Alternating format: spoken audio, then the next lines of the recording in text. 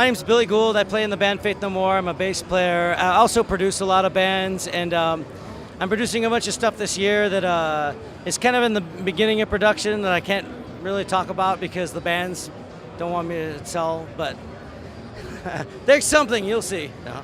I've worked with some metal bands and electronic bands and a lot of different stuff, and that's what I do.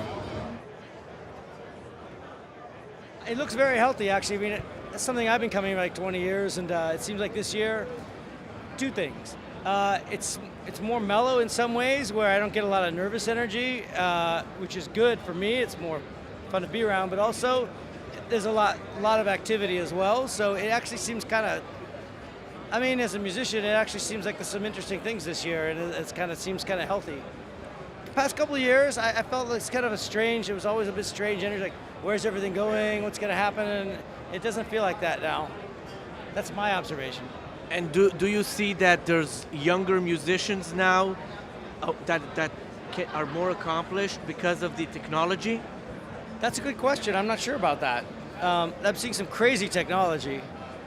That kids, it's going to be normal for them. That for me is very strange. But I don't know. It's interesting to see.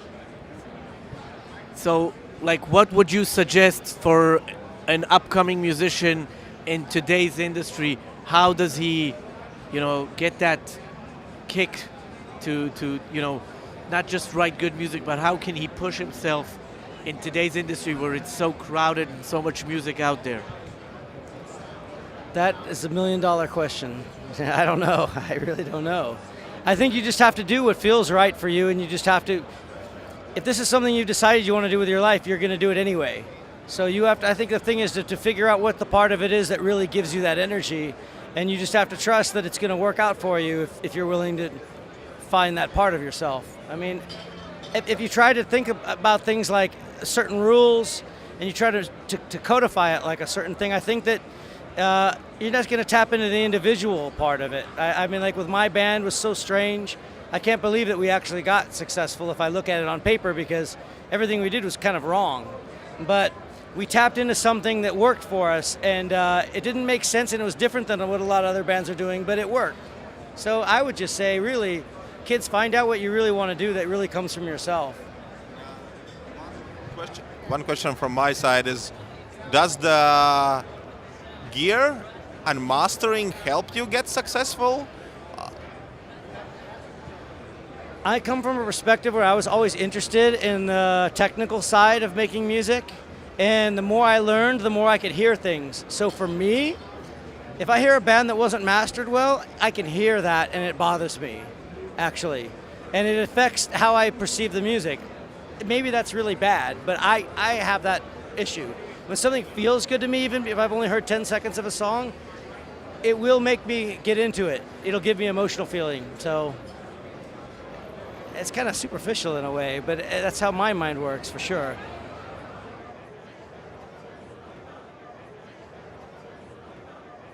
Well, I think that's a tough question, because the reality is no, but there were already times where, either in the mix or in the master, you could cover up on certain bad recordings. Let's say it's not ideal. We want to we want to hope that it was tracked the best and then mixed better and mastered, the best it could possibly be. But sometimes the recordings just suffer, and then the mixing engineer has a hard time working. And if he made it good, then the mastering engineer can make it good. But sometimes it just goes up the chain bad. What's your take, Bill, on let's say, you're a bass player. Right. From my experience as a mastering engineer, I know that low frequencies are probably the hardest to work with.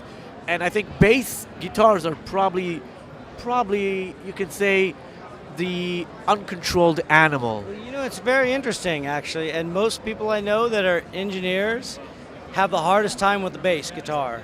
And that's one of the things I've never had a problem with, because I'm a bass player. At least with my own bass, it's always come together very easy for me, because my playing, the dynamics of my playing, I start thinking about as far as how it's going to tape. And so guys like Andy Wallace, I think, have great low end and bass management. Like when we recorded and he produced my band's record, he's really awesome with the low end, and he's a bass player. And I think there's a certain thing about a lot of bass player engineers where they don't fight the bass like a lot of other guys do. Because probably when you're learning how to play bass, you're learning how to get around all these weird dead spots and stuff too. I gotta say something. I'm a bass player too. Aha, really? Yeah. Hey, how about that? And they say that the best producers, engineers, are bass players. I think the reason is because we have to look at everybody and figure out what we have to do. It's like, oh, this guitar player is doing this drummer is this. Where do I fit? So we kind of have to be the glue, the gel, and make them talk. Maybe that's why we're usually the people who can maybe be a bit more objective. And how do you got from bass player to mastering engineer? Well, let's say this. I wasn't a good bass. No, just joking. Well, I was a bass player as a musician, but I was never a professional musician, that actually, made a living. Of course I sold my CDs and did shows and, had my thing, going. But my real profession was a mastering engineer. That's what brought me, the clientele, the money, the prestige, and the enjoyment. I do enjoy playing bass, but I'm not as good as him. So,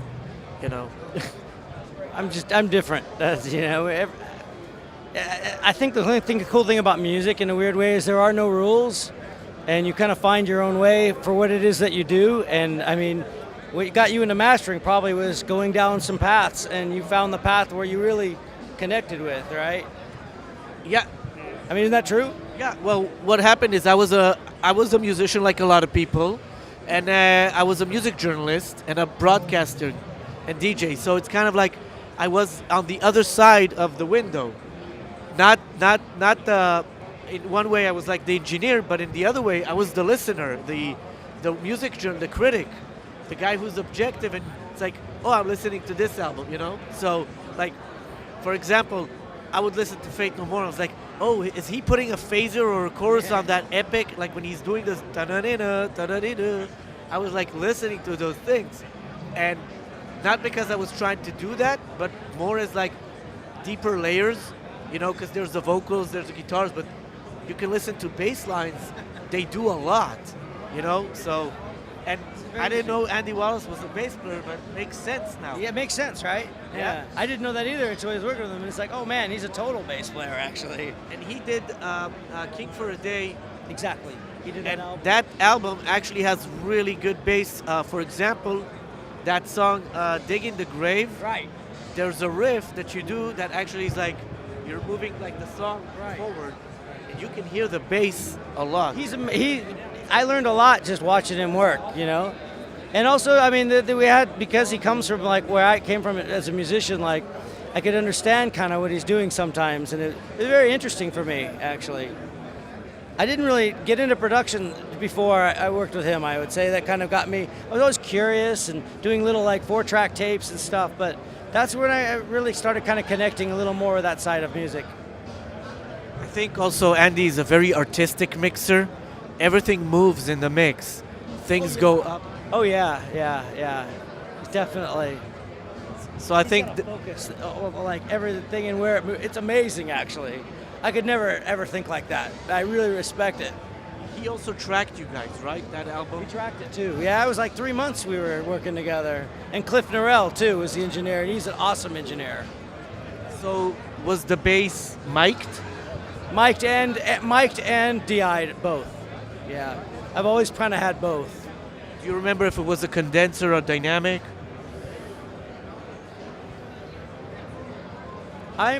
I would say it was a condenser.